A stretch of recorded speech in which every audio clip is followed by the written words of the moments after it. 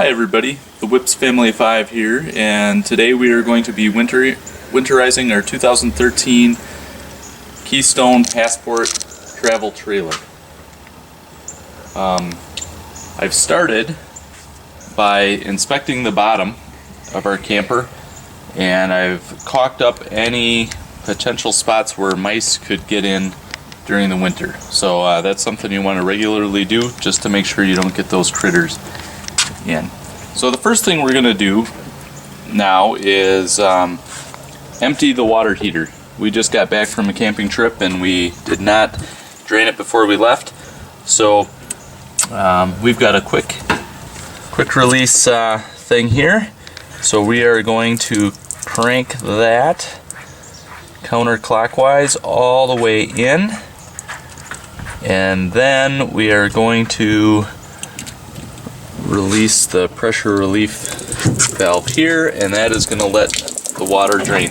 That is probably the most important thing about winterizing your water system for the winter, is to make sure that is completely drained. If it's not, you're going to cause significant damage. The next thing we're going to do is we're going to try to get all the water out of our lines before we fill them with antifreeze. So on our camper here, just behind our water heater, we've got a hot and cold water drain. So we're going to unscrew each of these.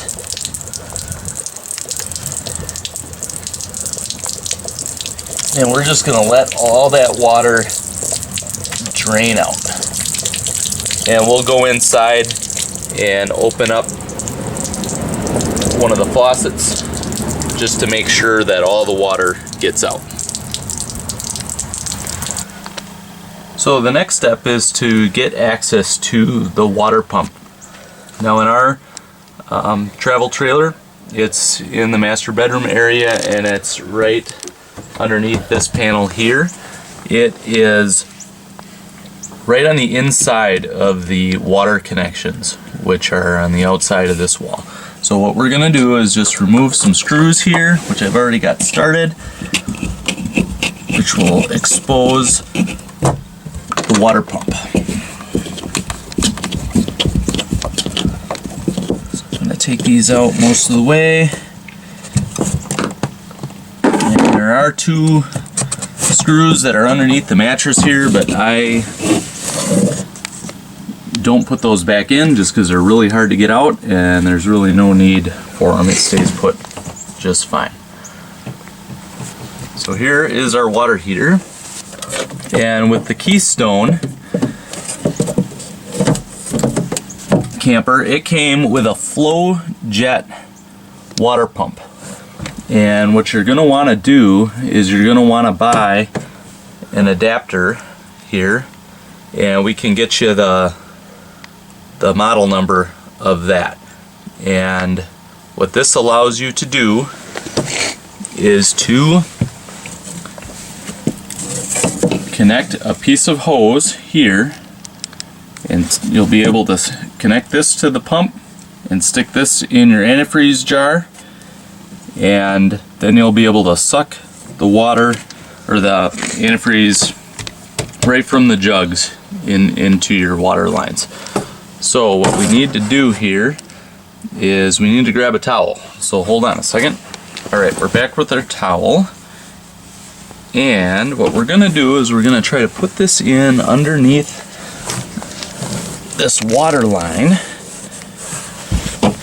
just to prevent water from going all over the place. Now, if you look closely, this is the input of the pump. And this line here goes back to the fresh water tank. So this is the hose that we need to disconnect. So you just pull out on that, and then you can wiggle this guy out, and a little water is going to come out.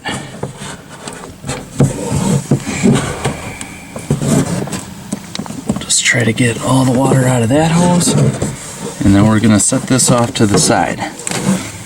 Now we can connect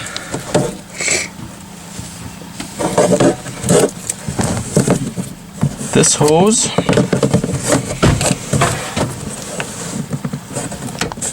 And just wiggle it in.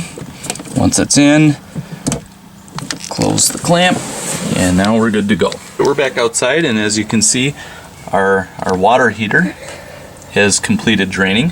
What we're gonna do is we're gonna leave that in the drain position for the winter, just in case there is any water left in there. That'll allow it to work its way out in the next few months here before the cold weather gets in. We're gonna close that valve, and we're gonna flip that up,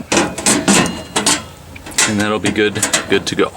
Now, work down here, and we're gonna put our caps back on.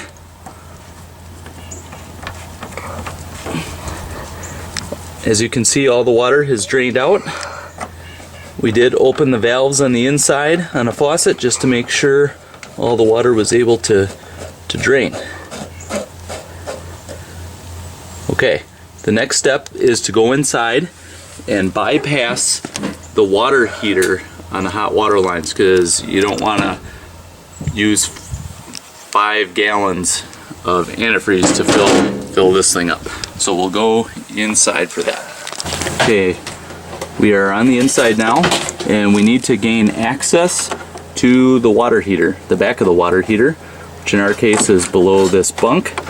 So we are going to take out this screw partially, just until it's out of the frame below, and then I'm going to use the screw to pick up this sheet of plywood here, and that is going to give us access to the water heater. Now, our camper came equipped with a bypass valve, which is right down here. So right now, are you able to see that? Yep. So if we flip this valve up, or which way do we go here?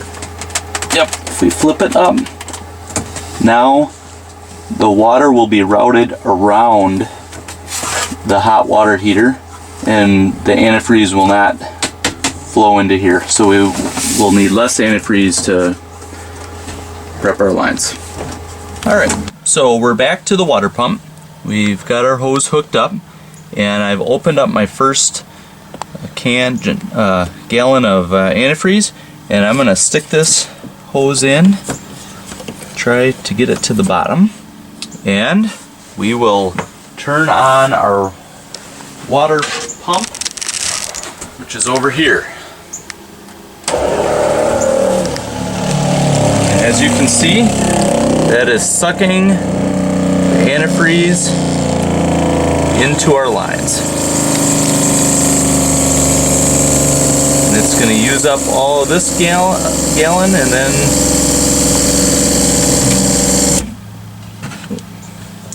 there we go. Okay, so just to pressurize the lines, we've used maybe half of a gallon. And now we're gonna come back over to here, and what we're gonna do is we're gonna run each faucet until we have pink coming out, hot and cold. So we're gonna start here with the kitchen faucet.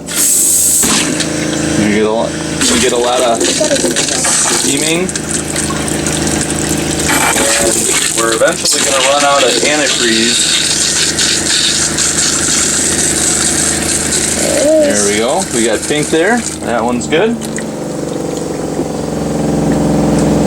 And now we'll go with our gold.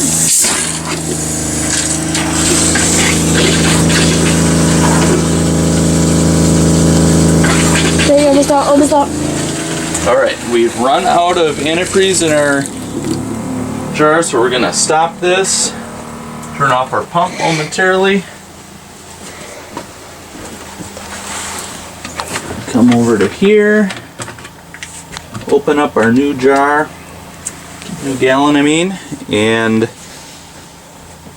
we're going to grab another towel.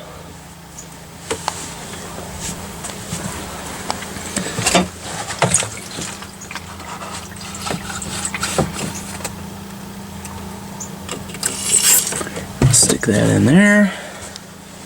Turn our pump back on.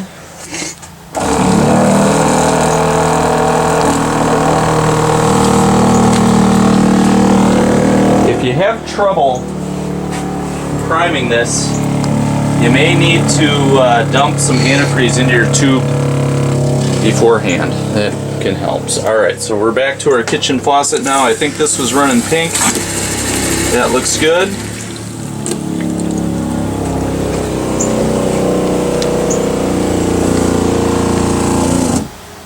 Okay, we've used about 1.5 gallons. I'm going to come into our bathroom. We're going to repeat the process. Running pink. There's water. Running pink. Good. So we'll go ahead and do the toilet. There we go, running pink. That's good.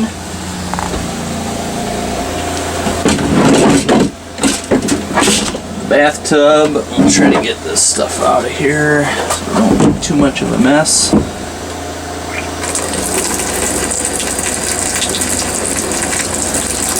There we go, we're running pink. Cold. Running pink.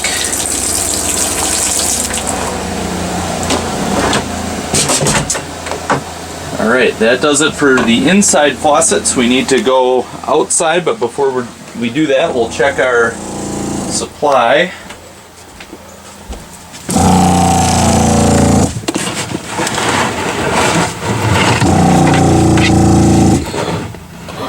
Looks like we're almost out that one, so we'll go ahead and open up our 3rd gallon.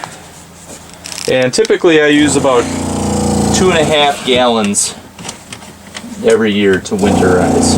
Kind of wondering why the pump kept running, and here's the reason: is my hot water line cap must be cross-threaded or something.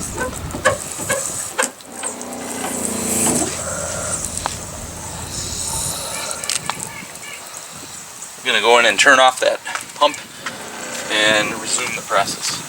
Right, next is our outside shower. And again, we're just gonna run that till we see pink. There's the cold. I'm gonna repeat for the hot. And there we go. And then we're gonna go around to the outside kitchen. Outside kitchen.